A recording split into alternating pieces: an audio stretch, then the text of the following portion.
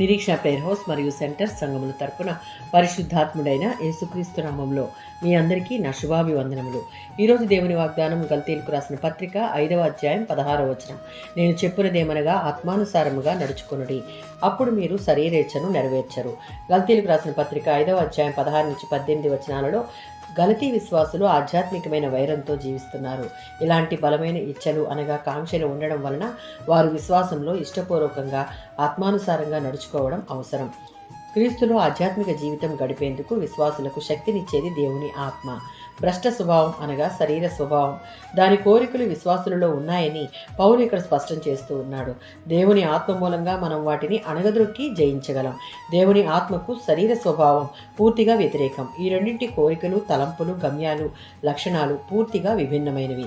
ఈ లోకంలో మనం జీవితం ముగిసే వరకు అవి రెండు మనలో పరస్పర యుద్ధం చేసుకుంటూ ఉంటాయి. శరీర స్వభావం అనేది మన తల్లిదండ్రుల నుండి వచ్చింది.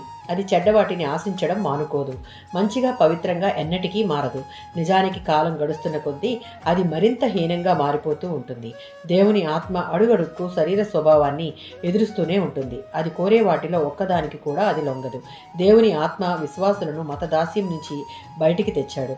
పాప విముక్తి, రక్షణ కోసం సొంత ప్రయత్నాలు చేయాలన్న సూత్రం నుంచి విడుదల చేశాడు. ఆయన తిరిగి వారిని అందులోనికి తీసుకుని పోడు. రోమీయులకు రాసిన పత్రిక 8వ అధ్యాయం 4 నుంచి 5 వచనాలలో మానవ జాతిని పాప దోషం నుంచి, దాని శక్తి నుంచి విడిపించి వారిని తన కోసం తన పవిత్ర ప్రజగా చేయాలని దేవుని యొక్క ఉద్దేశం.